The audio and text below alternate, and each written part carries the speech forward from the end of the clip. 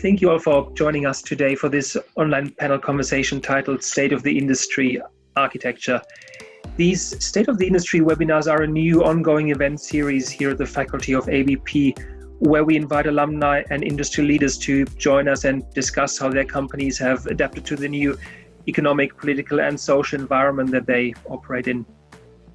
Today, we are looking at the architecture industry, and we are very grateful to be joined by a wonderful panel of speakers hosted by Derek HUYNH, founder of the ABP Future Leaders Alumni Network, the university's largest alumni network by now. Before we head into the panel conversation, I would like to acknowledge the traditional owners of the land I'm on today, the Wurundjeri people, as well as the traditional owners of the lands you are situated on, and acknowledge that Indigenous Australians have been custodians of the lands and waterways of Australia for thousands of years, and I pay my respects to their elders, past, present, and emerging.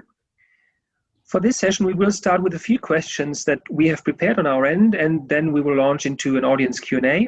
So please use the Zoom Q&A feature at the bottom of your screen to submit your questions.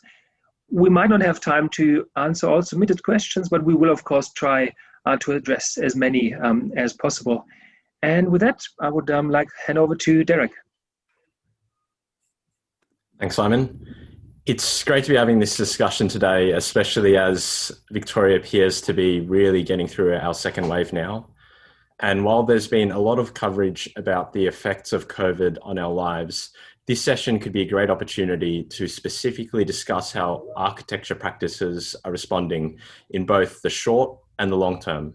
So we have joining us today, John Denton, Founding Director of Denton Corker Marshall, alongside Bill Corker and Barry Marshall.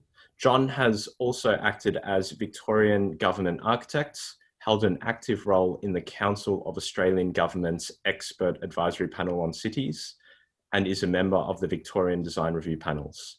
He received doctorate honorary degrees from the University of Melbourne and Monash University, where he is an adjunct professor of architecture. In 1996, Denton, Corker and Marshall were each honoured with the Australian Institute of Architects Gold Medal. Joining John is HAMISH LYON, who is a Director of Architecture and Design at NH Architecture, where he leads the firm's design thinking, direction and design continuity.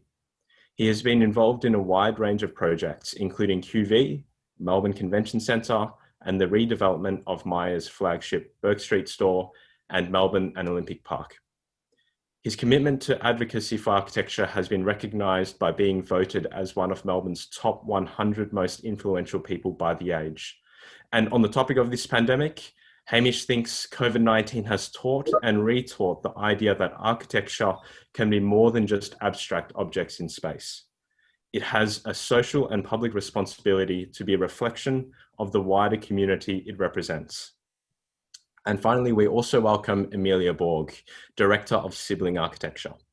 AMELIA brings a deep knowledge of complex design and construction to her practice, where she oversees key civic projects for governments and cultural organisations.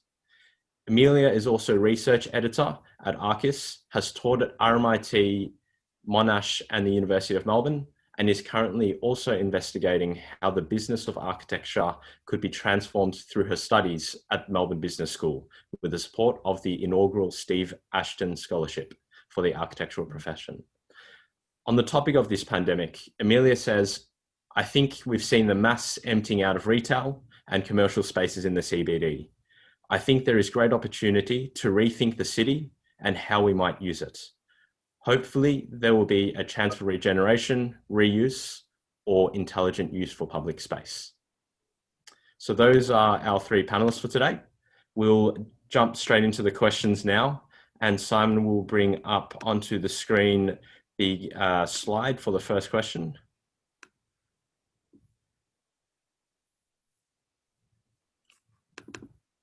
So really starting us off and jumping right into architectural practice, while remote work has decreased our chance encounters with clients, social media engagement has soared. Some people are even finding Instagram or LinkedIn to be the new way of bumping into clients.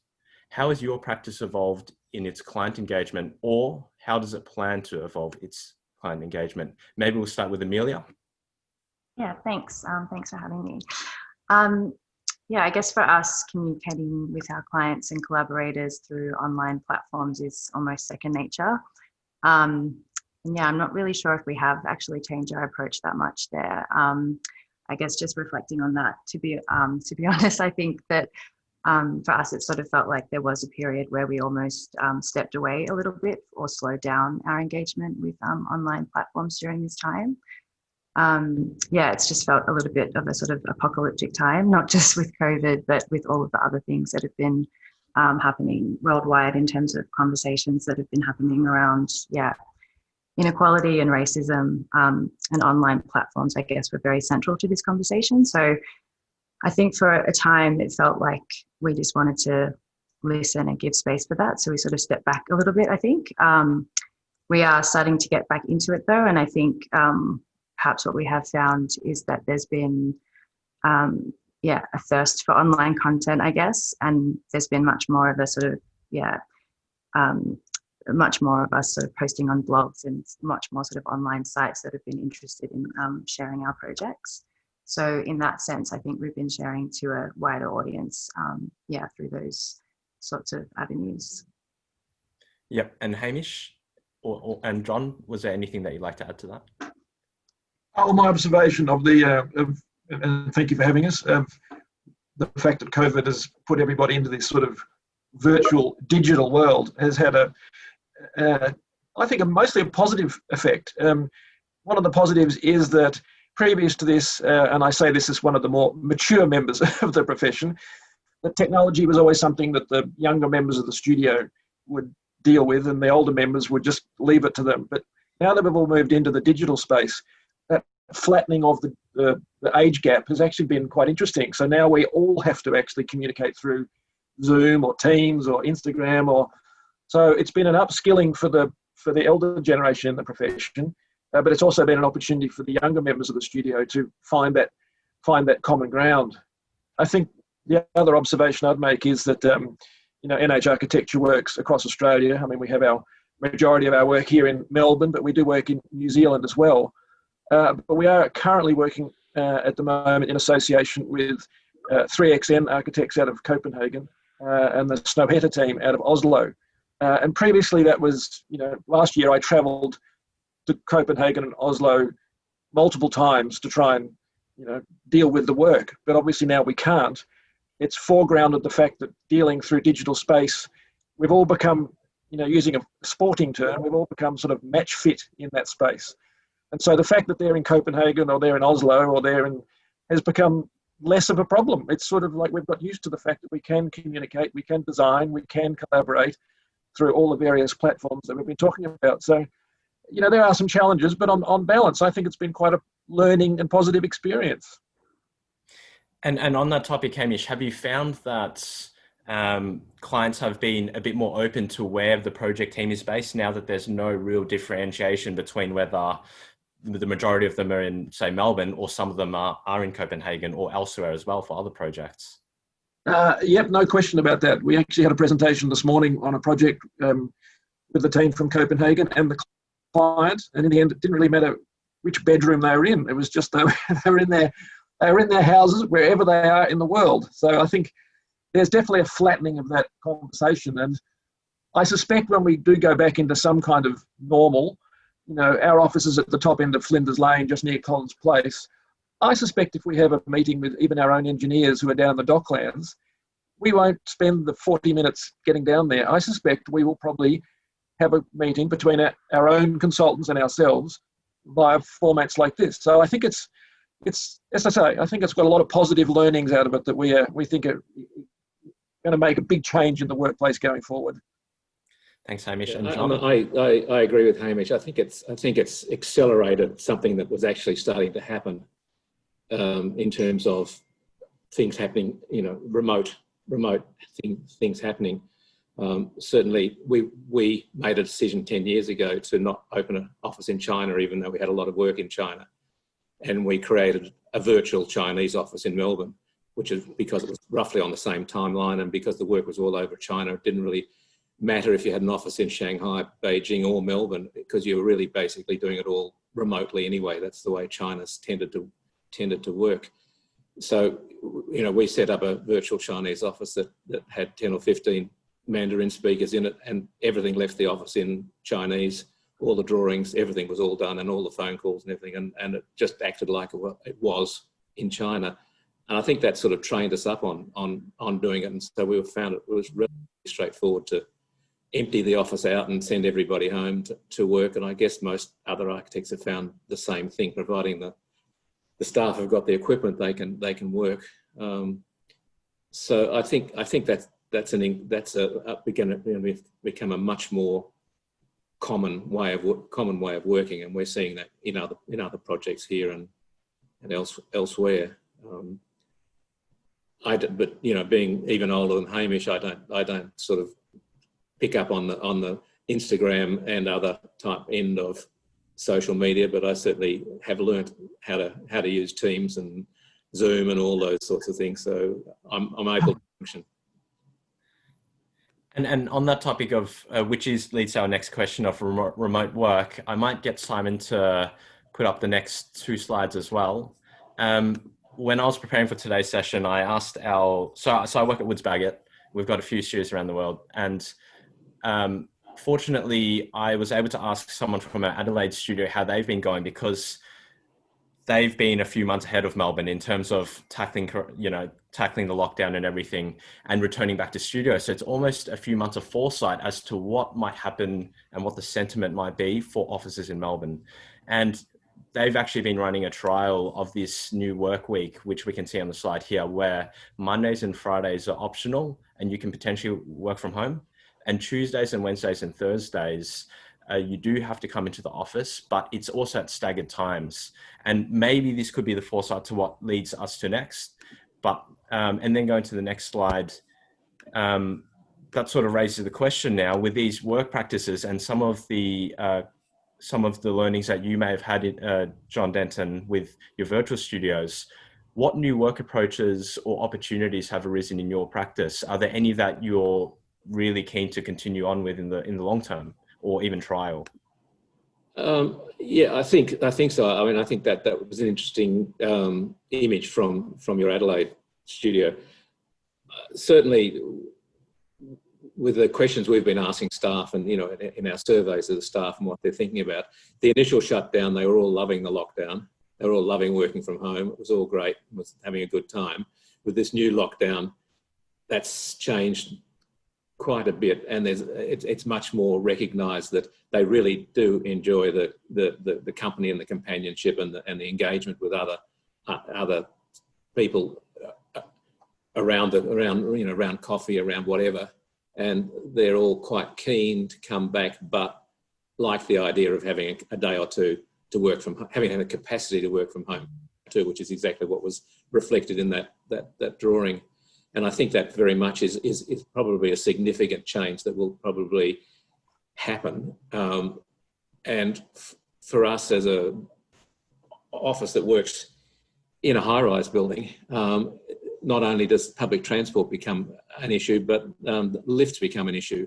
And you know, the variable times of people coming and going, reducing the number of people coming and going, because you know, the bank up in lifts, if you can only put 4 people in the lift maximum or something like that, with social distancing, you've got high-rise buildings in the city of real problems in the future.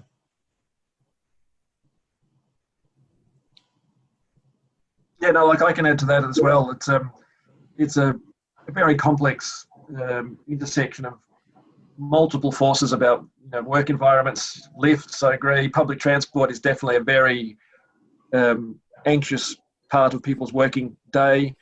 So I guess we're a random sample. We're about 100 people in our studio, and out of that 100 people, you have every possible combination of issues between people who've got issues with childcare, people who've got, you know, children homeschooling. You've got people who are looking after elderly parents, whether they should in nursing homes. And so it's a very, very kind of dynamic and complicated issue, which I think this second lockdown has made us much more focused on, that people's own individual circumstances does have an impact on how they work and where they can work. And the other thing I think we've noticed is there certain parts of our studio that actually kind of function as well, if not better, at home. You know, people who are doing Revit documentation on a major project and they've got to get out the whole steel package within 2 weeks, the team of people doing that actually are being very efficient because they're just got time and space at home. Whereas we are finding that when we're doing more collaborative design work, we're doing a competition at the moment, that's quite difficult to do through the remote process, because when you're doing the early discussions in a competition, you do need that kind of face-to-face interaction, and, you know, someone draws something and someone disagrees, and it's just more difficult to do that in the remote. So you also have to think about each of the disciplines and the sectors that you have in your studio as to how suitable that is from working from home. So it's a bit of a sine curve. There's positives on one end and dips at the other. Yeah, I think we've had the same experience. We set up as a practice in Sydney about 3 years ago. So we were lucky that we already had a lot of those sort of systems in place to be able to work across distance within the studio. And I think one thing that's been really great for us in terms of that sort of erasure of location has been the ability for us to treat our Melbourne and Sydney offices almost as a single network of resources. So that's been really good for us to be able to have that flexibility with how we think about resourcing projects. And then, one other thing that's been really a nice outcome of it has been that we've been able to sort of come together as a whole office across both locations much more easily, and have that sort of whole office culture, I guess, across both locations. But yeah, I guess we've had similar challenges where sometimes it does feel, particularly at the beginning of projects in the design phase, that there's sort of like a sort of stunted process trying to point to the same thing on the screen, or which can be sort of tricky. And I guess from those experiences, it's also, I guess, challenging for people who are working at home that don't necessarily have excessive amounts of space, or people who live alone, or for people who are taking care of children. It can definitely be challenging. Yeah, I think that's right. I think, you know, we're finding younger architects in share houses have difficulties getting used to the internet. Ones with elderly families or kids, they have to work. It can be problematic, but they can sort of work around it. But there are some issues in just being able to work from home. But by and large, most people seem to be able to adapt to it fairly well. No, I agree. And there's been a slightly interesting side effect that we've all become familiar with the family pets that are in people's houses. I think I can name almost every dog to the UNH team. And tagging onto that, to the final question that we have, and we have been getting some questions in from the audience members, which is great, and we encourage more, because we've got one more final question before we launch into those audience Q&A. But last question being, just wait. Oh yeah, the slide's come up. Okay. We've seen this pandemic place architecture back into the spotlight, potentially. There's been a lot of talk about post-COVID airports with contactless journeys, post-COVID offices designed for workforce that has part remote working arrangements, post-COVID apartments with dedicated workspaces, to name a few. Has COVID provided you with an opportunity to bring to your clients and to the public and the users of your spaces new ideas? Has it given them another reason to approach you for advice and to approach architects for advice? Perhaps we'll start with Hamish, because Hamish, you were already starting to lead into that before when you were talking about the sine curve and how people might be working differently. Yeah, no, look, that's a big question, and there's many complex answers to it. At a purely professional and practical level, yes, we have been approached or been engaged by our clients down at the Melbourne Park Sports Precinct, our client at Arts Centre Melbourne, and our clients at the Melbourne Convention Centre to look at how they're going to COVID refit their buildings, which means, you know, how you enter doors, how you touch things in bathrooms. So it's clearly become a conversation that has an empirical, you know, it's going to have an influence on the physical environment that we work in. But at a sort of slightly more ideological level, I think it has reawakened, and I think this is a very positive thing, it's reawakened the community and architects to consider architecture as more than just, well, I guess the conversation of a lot of things have to be defined at the moment as, are they an essential service? And so for the first time in many a generation, we've seen things like teachers and nurses, and people who were just, previously considered slightly, they just were there in their background. They've now become, the major people that we need for our community to work. And I guess it's also brought architecture back into that conversation. What is it that architects can do that become part of the essential service of the community and the community good? And Australian architecture has always had a slight history of that's not as significant as, and I've been on the public record before saying this, that there are amazing pieces of architecture in Australia that are world famous. The beautiful houses of Glenmurcutt, or more recently the shearer's shed that John Wardle did down at Bruny Island. I mean, they are absolutely world-class pieces of architecture, and they've won the accolades that go with that. But it's probably a time now where we can sort of recalibrate and start thinking, what is it about that we can add for the architecture of schools, of hospitals, of libraries once we get back on? What is it that architecture can contribute at a purely social and community level? And I think that's probably, for my mind, the sort of long-term benefit we'll get out of this, that it's sort of shifted architects back into thinking about what is it that I can benefit, the public good, what can I contribute as a designer into that sort of public debate, the public conversation. And I think if that happens, it'd be a great thing and I think it'll happen globally. I don't think it's just an Australian thing. I think for a moment we'll recalibrate and think how we can contribute more to the community rather than just to the very nice, expensive private house. My fear is that I think we would all agree with that as aspirational. But my fear is that for most architects, they will, as soon as the vaccine comes in and everyone's, within a year or so, everything will slide back into the way it was before, and a lot of these issues will become research issues or issues of debate and significance in universities or generally around the place. But most architects will just go back to the way it was. It worries me that how quickly we'll forget.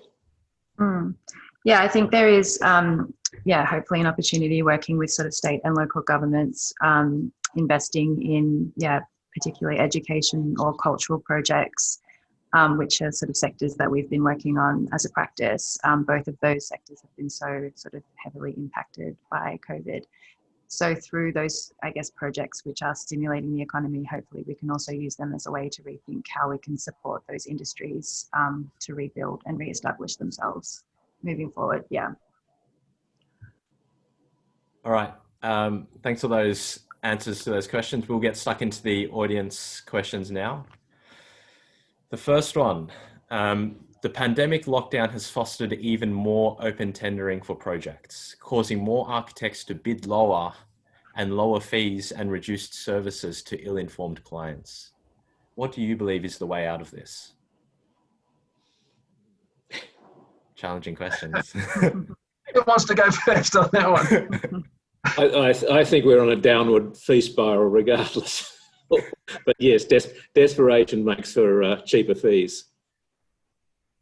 And I think, the downturn in industry generally, because of COVID-19, is simply putting us into a cycle of more aggressive bidding and clients looking harder to get more for their money. Yeah, I mean, I think it's just important for us to stick together as a profession and to, continually sort of show what our value is and, make sure that we're charging properly for that. Probably also, I think, an opportunity for, it's a bit of our experience at the moment is it's a bit of a two-speed economy because we do quite a lot of work through the state government and the various government departments and, in affordable housing, in health, in sport and those sorts of things. And I think, it's clearly clear that the governments, all state governments and federal government in Australia need to continue to sponsor projects in order to keep the economy stimulated. So we're finding in the sort of state government work, the fee profiling is remaining relatively constant because it doesn't benefit anybody to strip out work that is of value to the community. But yeah, in some of the the commercial work, and certainly in anything to do with retail, clients have sort of put it away for a couple of years, and sort of gone, that's something we'll come back to in the future. And the most extreme one for our studio we were well into the design development phase, and one of the major contractors have been appointed the managing contractor for a major new terminal at Melbourne Airport. And as you can predict, that hasn't gone ahead because there's just no planes flying. So it does have it's slightly sector by sector as how it's being influenced, is my feeling. Yep. And we've just had another question as well, going off what you said earlier, Hamish. It reads, Hamish mentioned about essential services and the role that architects can play with more innovative design. What would be some of the key aspects of design that could help? For example, hospitals which have often lacked the flexibility to accommodate a sudden surge of patients. And of course, it's applicable to John and Amelia as well. Yeah, I think the idea of flexibility and adaptability in public essential services is going to be highly significant. The idea that, the buildings have to be able to adapt to different shifts in the way the community, not just from a health point of view. We're involved at the moment in a few mental health projects as well. So, previously that was an important topic, but with the recent Royal Commission, it's now become extremely foregrounded. So I guess there's that sort of sense that, a building should be able to ideally have a 25 to 50 year lifespan so that it can be sustainable. But in order to do that, it has to have the adaptability that over the 25 to 50 year period, it can, manage all the various shifts that occur in social conditions, in community conditions, in health conditions, and so forth. So I'm hoping that we get a sense of a longer term thinking about architecture and construction from this COVID period. That would be, a positive outcome from what's been a fairly bleak period. Certainly, I think that COVID-19 will force us to develop a new set of rules or slight changes which come out of things like physical distancing and a lot of those sorts of things that will, maybe not completely, but will actually sort of re-edit the way the sort of ground rules we use for design.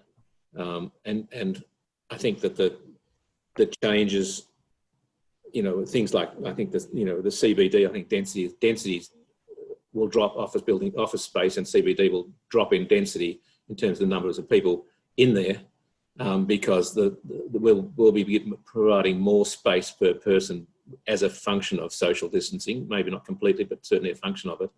And that'll result in lower densities in the city, which will change the city as a retail centre.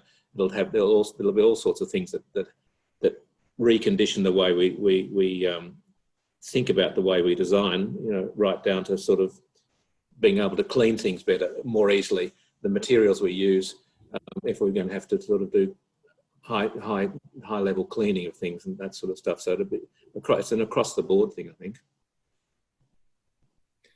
Thanks, John. Hamish. Amelia, was there anything that you'd like to add to that as well from your perspective? Yeah, I think it's interesting. I was just thinking then when you were talking about the sort of cleaning of buildings, but it's interesting thinking about like an airborne disease and how sort of ventilation and the actual breathability of the building is also so sort of, linked to the way in which the kind of disease is transmitted. So I think that's also like the fresh air of how people can access fresh air within buildings and workplaces is also interesting to think about. And I guess with all these points that all three panelists you've said, it's really showing that there needs to be a design lead to this. And one of our viewers' questions is that there is a rush to build our way back to recovering the economy, shortcut procurement and permits. Who's stepping up to demand that this move should have, that there needs to be a design voice as well to this move, and that we can't just forget that in the back? Probably a more political question as well, but happy for any of you. I'd put this one back. I'd happily put it back to John, because he did hold the position of the state government architect previously, and we have one at the moment in Gilgana.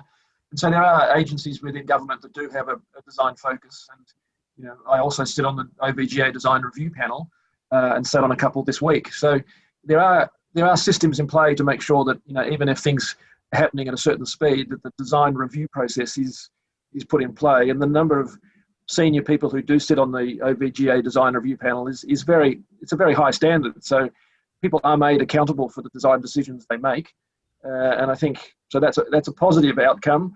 Probably the negative outcome is that some of our other statutory authorities have probably been underfunded for some time, and therefore, at local government levels and so forth, it'd be nice to see the idea of a proper design manager be reinstated and so forth. So there's a little bit more strength in that process. So I guess I would say there's some positive outcomes, but there's also some need to reinforce the value that we place on making sure that there's a good design review process from state level down to local level, through to heritage, through to national trust, through to anybody that's involved in considering design. They do need the support and the tools to make that happen.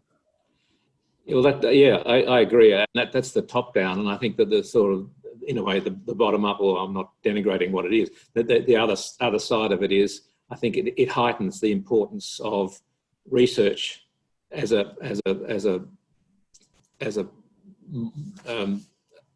model to provide information back to everybody as to what can and what should happen, what the parameters of things are. I think, so I think the universities have an important new research zone in which to work, which is quite, which is significant to get research and feedback that's much more in depth than, say, what we're doing today, that physically looks at all these sorts of things and provides data back, so that the people at the design review panels, all those sort of things, can actually use that data to seek change. Yeah, no, I agree with that. I think that's a good point. Yeah, you do need the backup research work to be done, so that the people who get to the point of making the decision have the commensurate right information available to them to make the decisions. So yeah, it's an important point. Yeah, I think as well, like the quality of design, but also the sort of diversity of design voices as well, and particularly in larger public projects, it's often quite tricky for smaller or younger emerging practices to sort of be part of those larger processes. But I think that's starting to happen more, where larger practices are acting as mentors to younger emerging practices, and collaborating with them, which we've had the opportunity to do, which is a really great opportunity to sort of bring a diversity of voices into those larger public projects. Thank you. And on the topic of trying to connect research and design and policy and advocacy together, what do you think are the current barriers that need to be overcome to achieve that then? What is sort of prohibiting us from increasing that link between research and what we can propose? I think it's just it's just an increase on an intensification of what's happening now, which is the work that has to be done to actually make the research in the universities relevant to practices and to us broadly, not be too sort of up in the air and theoretical, but to have research programs that actually deal with the practicalities of architecture and what it's trying to do, so that it feeds it back in at a practical level, and that requires greater engagement between the university research groups and the architectural practices generally, the industry generally. And I think my personal connection to that is I'm midway through the PhD program that RMIT University runs, which is built around the idea of practicing architects coming back and using their practice and the work that they do in this new term, the real world, and using their own work as the research program. So I agree with John that in order for it to be slightly more cut through, the idea of research and practice need to get slightly closer aligned. And we probably also we haven't had a great history in Australia of valuing research as a sort of an important thing. You know, there are other countries around the world where it's a sort of significant part of their intellectual pursuits and a significant part of their economy. Whereas in Australia, it's always been, we have had this issue that when people get to a certain level, they tend to go somewhere else overseas to finish their studies because it's seen as a better place to study. So I think we need to re-value research. And at the other end of the spectrum, you do get that strange erosion through the commercial forces of, you know, in the last 10 years, the number of television shows where they do their own home renovations, and they, you know, you can do it all yourself. You don't need an architect. You might not even need a builder. You just, you know, so the community is being educated through TV that design is something everyone can do. You just go down to the bathroom showroom and you buy your tiles and it's all fine. And so that's an erosion at the kind of popular commercial level, that architecture and architects are no longer needed. You can just, you know, you get that guy on Channel 9 or whatever it is, turns up with his belt and says, you know, no worries, we can all build our own houses. And you go, no, that's bullshit. And on the topic of houses, one of the audience questions. I'm probably not allowed to. Yeah. I realise I'm being recorded. I'm probably not allowed to swear. I've broken university protocol there. Sorry. On the topic of the next question,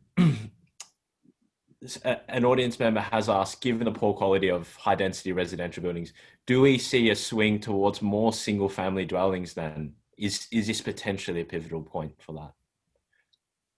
Have you noticed anything in your own practices, project pipeline, and what demand might be in the future? In what sectors?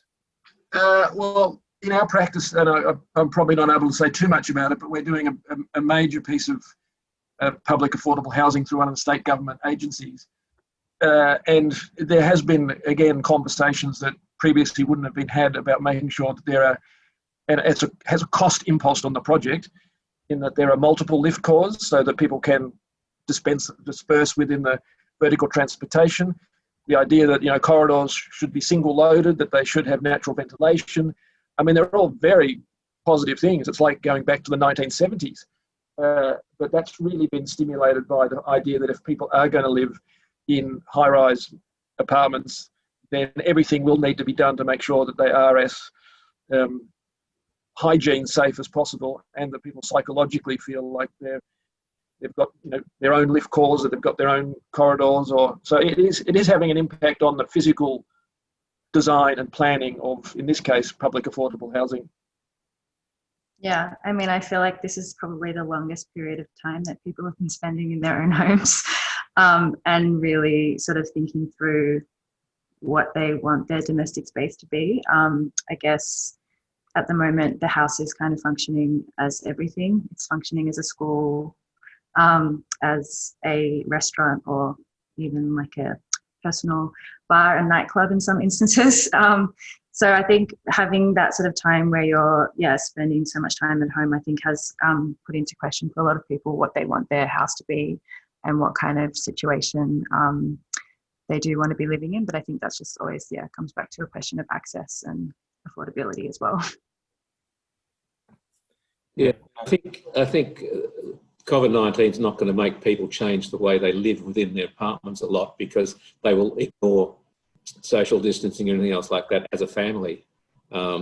It's going to be more, in a way, from the front door to the street is going to be significant, and shared facilities, all those sorts of things, shared, you know, in areas where things are communal and shared are going to be quite significant areas of thought and change. But I'm not sure how much internally within an apartment or within a house people are going to take too much notice of the sort of things like social distancing and those sorts of things. Maybe ventilation, yes, that sort of stuff. But you know, will we get bigger, higher floor to floors to increase the volume of the space we live in?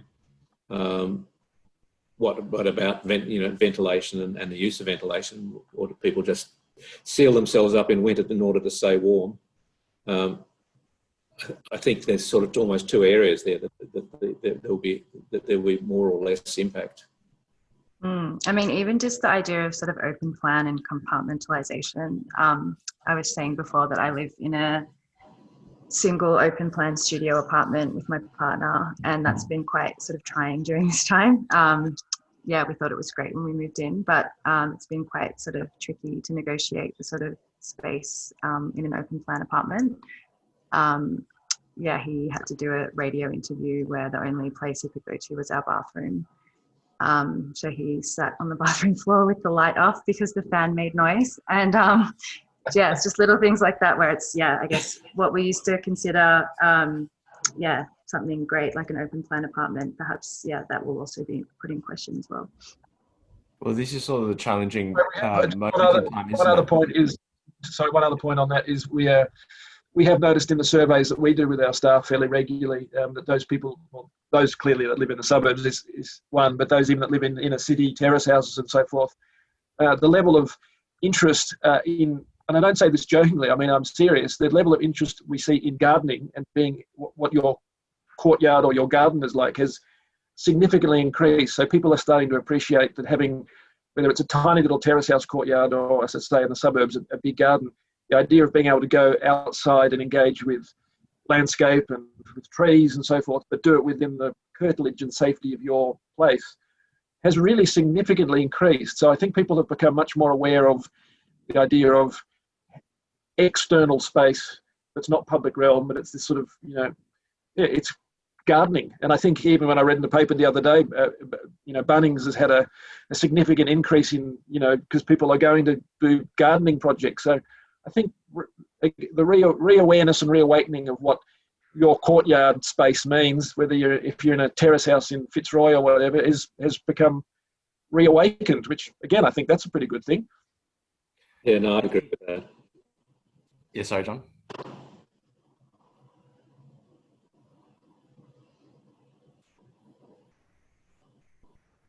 Oh, sorry, I thought you were about to... I said it and I finished. Oh, okay, sorry. I was just also going to say, I think it's a pretty important time right now because as we've identified, there are many trends, but there's also some trends such as more people wanting to drive their cars again and use public transport less, more people want to go back out into the suburbs and suburban sprawl. And these interventions that you're speaking, these are really important responses to making sure that what a lot of people will think more sustainable forms of living, such as apartment living, such as denser living, can still work really well post-pandemic and during pandemic as well. We do have a few questions regarding students entering the profession, and maybe we'll try and summarize these into one or two because they're quite similar. But from your perspectives as practice leaders, how do you foresee the pandemic affecting young architects on their way breaking into the profession, either when they're graduating as a student? And do you think this will bring about a larger roadblock to students starting their careers at this point in time? Yeah, I mean, I really feel for the students at the moment. I think they're, it's really tough for them. And I think particularly, yeah, studying architecture, it's really tough to be doing that in isolation. I know for me, such a big part of my kind of experience at university was being around my sort of, yeah, my friends, and that sort of final few years at school was really influential in even the way that we started our practice came from those years. So yeah, I do really feel for them. And I guess, yeah, we just have to make sure that as practices, we're sort of, yeah, trying to support those new graduates as they come out. And yeah, hopefully there's sort of other opportunities outside of, yeah, like sort of industry opportunities to help support them stepping through to the sort of next part of their career. But it's, yeah, it's a really tough time. And I can even say myself studying online has been, yeah, it's tough and it can be really hard. I think there's been a sort of a shutdown, certainly from our point of view, that, you know, we're just simply not contemplating taking students on at the moment, because how do you initiate them into the practice when there's nobody, when you don't have an office and everybody's working remotely? How do you actually train them? How do you give them the learning that they need? And I think for us, it's sort of basically we're having to sort of put it on hold until such time as we get back to more reasonable, work conditions where we actually have an operating office that you can bring students in, you can train them, you can teach them, you can explain to them how, they can learn. And I think that there is a real barrier at the moment as long as these heavier sort of conditions, sort of restrictions are around. Yeah, no, I agree with those sentiments, and we've always had students in our practice, and we have a number of our staff that teach at both Melbourne University and RMIT, so we're very engaged in the kind of the academic cycle. We have kept on all our students that we had prior to the March shutdown, so which of course they're very grateful of, and the quality of their work professionally has remained incredibly consistent. They're still doing their studies, and they're still working for us some 2, some 3 days a week. And so they're actually doing a very good job. But the one comment they all do feed back to me is they do miss the fact that when they were in the studio, they were learning stuff by just being around stuff. And they were hearing conversations and seeing things happening that wasn't the project that they were working on, but they were just in a space where 100 other people were walking around them having conversations, or they'd have a cup of tea in the tea room, or there was just other things going on, and they all say that's the thing they miss the most. Is they're very happy with the work they're doing, and we're very happy with the work they're doing as well, but they just miss seeing the stuff of architecture at studios. That's what happens in a studio. You just get to learn stuff that's just floating around in the space. Have you tried any ideas for any interventions to connect with them in a different way, given the scenario that we're in right now, and we will still be in this in foreseeable future? Oh, look, we have all sorts of programs. We have a virtual morning tea every Wednesday where we get together, and some couple of projects will be presented so people can see what's going on, and we have a whole range of sort of a staff newsletter that goes out every week so that people can sort of see what's happening in other projects. So it's a very active program we have, and I think people appreciate it a lot. But it's just that sound of architecture. If you're sitting there doing your work, you're hearing a senior project architect on the telephone having a bit of a conversation with a consultant or someone or other, and and it might get a little bit animated or a bit sort of heated. But you're actually, as a young student, is hearing a senior project architect negotiating a complex project problem or contract problem, and so I think that's the thing that seems to be the most sadly missed by the younger members of our studio, that they just can't get access to that stuff that goes around in studio life. I miss it too. I feel for the younger generation at that point. But yeah, but I'd reiterate that if we probably hire 8, 9, 10 students every year. Currently, at the moment, hopefully everything will sort itself out by the end of the year when it's going to start becoming freer. But how do you introduce 5, 6, 7 students into an office which is working totally remotely? It's a very difficult issue, and makes it hard to think about how you do it. Yeah, no, I agree with that. It is a difficult challenge. I agree.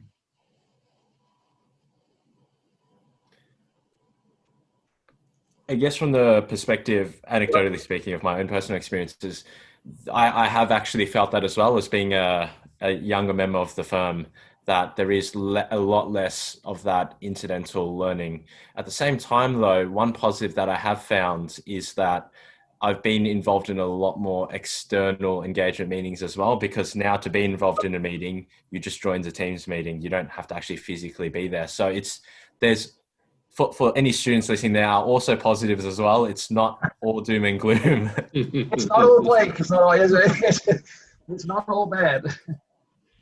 Well, the numbers are dropping. Hopefully we'll have our restrictions lifting pretty soon. Yeah. And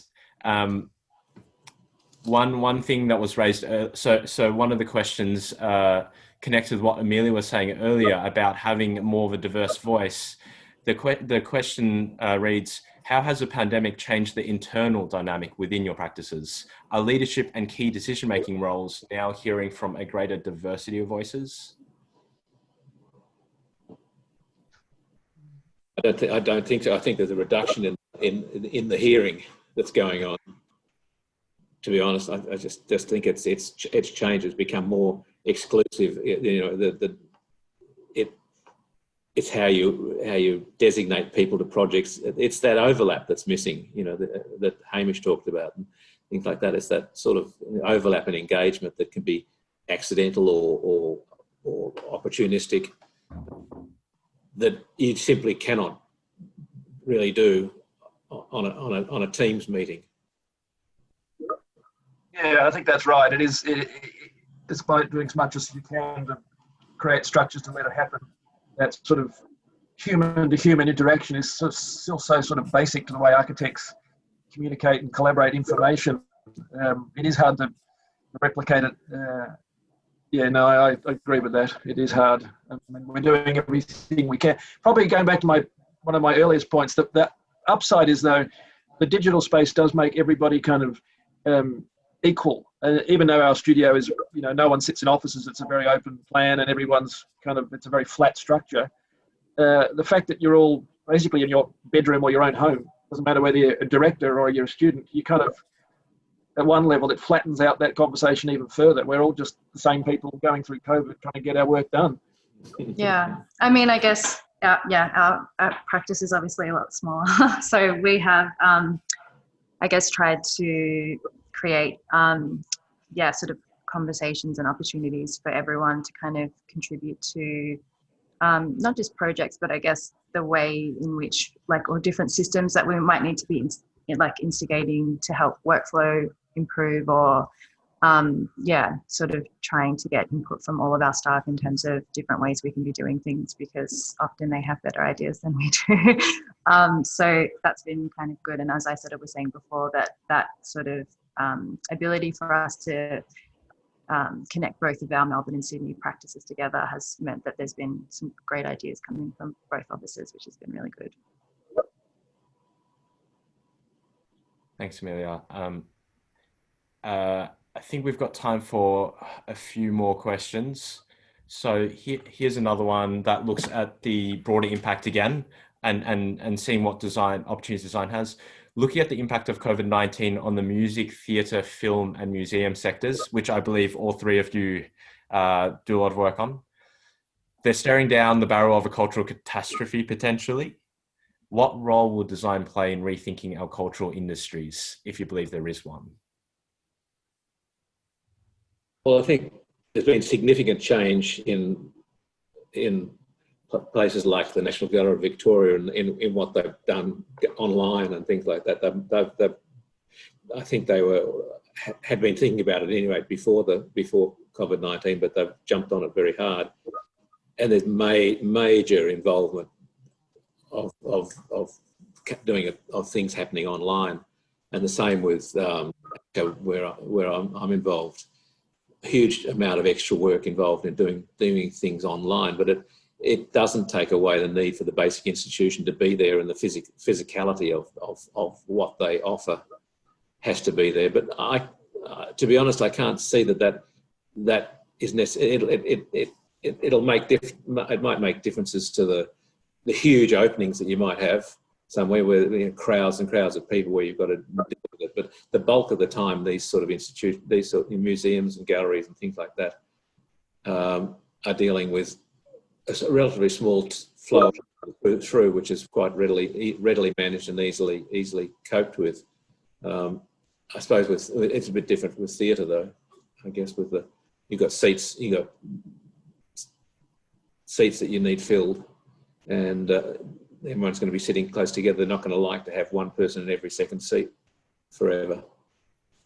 Yeah, no, our practice has been working doing the redevelopment of the Arts Centre Melbourne for the last 2 or 3 years, and there's no question it's had a very dramatic effect on the way they see the future.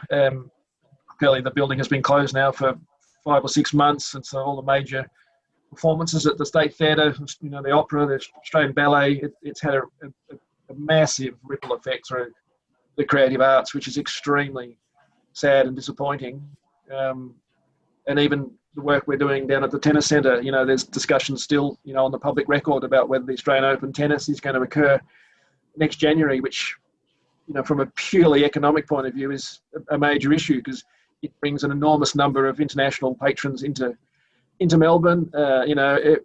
Every restaurant, every hotel. We're not far from John's office, up at the top end of Flinders Lane. When Australian Open is on, you just visibly see the number of people in the street and in the restaurants and cafes, growing enormously. So there's a whole lot of things that are part of the economy of Victoria, but they're also just part of the kind of, the social vibe of Melbourne. You kind of, even if you're not a tennis fan, you kind of just quite like the fact that there's people around that 2 weeks, and then you kind of something else going on, and there's all those processes of how we engage through our culture, our sport, and everything is as I say, it's a physical thing, it's an economic thing, but it's also just that sense of community goodwill that it's going to happen. And whether it's the AFL Grand Final at the MCG or the Melbourne Cup, you might have no interest in any of them, but you still feel that rhythm in the city or in the community occurring, and that's a very deep psychological issue from a community point of view, how you maintain that level of just the flow of the city. Yeah, I think as well, a lot of our sort of projects are dealing with, smaller, sort of more community-based arts and cultural centres. And I think that whilst the arts have been quite sort of inventive, a lot of artists have been sort of, continuing to practice online or through other kind of mediums at the moment to continue their sort of work.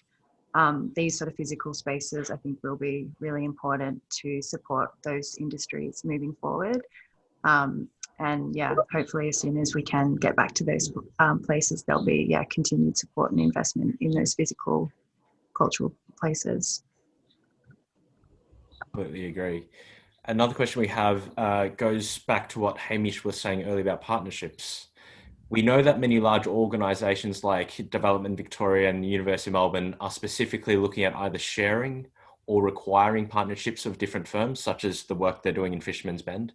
How do you find working with other firms? Is it a benefit or a challenge, and has it changed from the pandemic? We've always, as a studio, we've always been very open to collaborations. Going back to our foundation project at QV, where John's team was on it as well. We've set the practice up on this idea of collaboration, so we find it actually very engaging and enjoyable. We are selective as to how we do the collaborations. It's not just anybody or anything, but we've found over the years that we've learned an enormous amount in our studio. For a couple of years, we worked with the team of Saubrook and Hutton out of Berlin, and the amount of stuff that we learned just from their practice was fantastic. And as I say, working with Snowheader and 3XN at the moment, the level of intellectual exchange, but also professional exchange, just seeing how they do things and how we do things, we find really stimulating and engaging. And even locally, we've worked over the years with many other local practices as well. So for us, we would always say it's a positive outcome. I think clearly with the shift in international travel, it'll be interesting to see whether the Teams Zoom virtual connection can continue to stimulate that conversation, or whether there is a slowdown, and it's simply because clients actually want the international architect to be physically present in Australia or in Melbourne. So I think that's it's a good question, and I would say it's a bit of a work in progress. I'm not willing to predict the outcome at this point. And just in response to what was mentioned earlier about the change, one of the audience members has chimed in with quite an interesting viewpoint, and that is that question whether COVID-19 will have a significant impact on the design of our buildings. Looking at more recent pandemics, such as SARS in Hong Kong, the design of buildings has not really been impacted, since the visible changes are really the use of sanitation, temperature checking, and all that. If anything, density in Hong Kong has still increased. What do you think about the ability of our profession to improve the design of increased density? And do you feel like there have been quite a few moments recently where there have been a lot of knee-jerk reactions because of COVID, and it might not, as John started off saying, it might not even eventuate? Yeah, I think amnesia comes on fairly quickly in the profession. and it's just up to the people that are around the edges, like the university, and with research like the design review panels and things like that, to keep it at the forefront of thinking, because I think it's just, you know, if 80% of the profession just goes on as, which they probably will, it's going to be a slow change. Yeah. And even just as you were saying about the seating densities for cultural venues, has there been any sort of knee-jerk reactions there, for example, that really you have to sort of think into the long-term future for that to really be viable? It needs to have that density. Well, not that I've seen yet, but Hamish might have seen it down at Melbourne Park.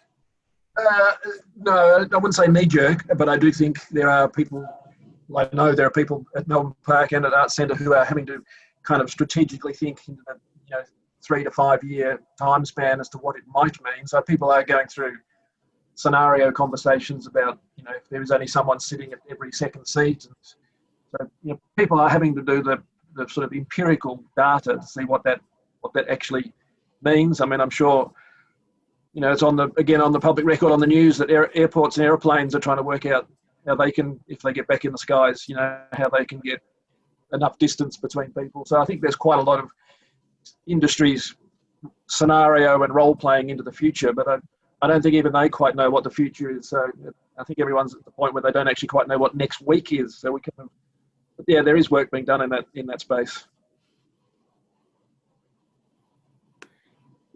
Amelia, did you have any thoughts to add to that? I mean, yeah, I guess it's just interesting to think about, how long some of those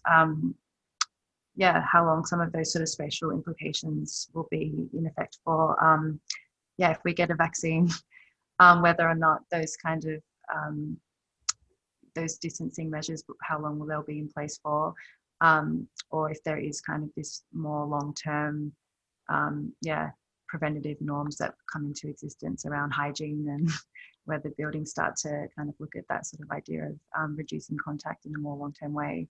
It will be interesting to see if it does have a sort of long-term impact, or if we do just kind of go back to normal. And do you feel that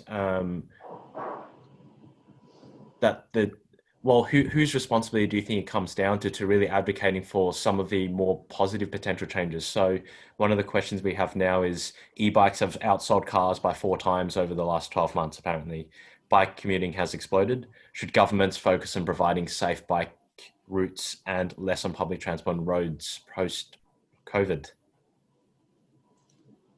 I think that's an inevitable of usage, observed usage. That will happen. I mean, if bike traffic doubles, then they will actually have to physically do something about it. And I think that's forced on them, whether they can take the initiative. And some councils have more initiative than others, but I think they're sort of the inevitable outcomes of change brought on by what's happening. I agree. And we live in Carlton, and we're very close to the Canning Street bike path. And before the lockdown, it was a freeway of bikes, which was a wonderful thing. It was just so full of bikes. But one imagines if we come out of the lockdown, it will move into, they probably will stop you driving on the road and just hand it all over to the bikes, because it's becoming, so that's a really positive story. And even in our studio just before the lockdown, the 3 or 4 weeks before us, the conversation was occurring, the number of people who chose to ride to work just escalated through the roof. Or walk, people were walking or riding, and so there's no question that's going to be a much stronger element to our community life going forward. And it's also going to reflect itself on, that broader sense of where people might choose to, buy a house or buy an apartment, how close they are to a bike path, and things that perhaps weren't so foregrounded before are probably going to become slightly more significant. So I think it's probably good for the community health as well. Everybody is riding.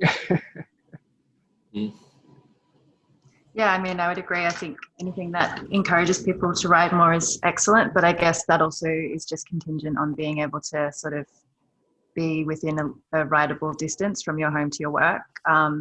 And yeah, I guess for people who live a little bit further out, that might be a bit hard. And sort of, yeah, I guess the fear around catching public transport will result in them wanting to drive their cars more. So I think that needs to be addressed, whether that's sort of more improved, public transport, or rethinking the way that we sort of provide facilities to the suburbs.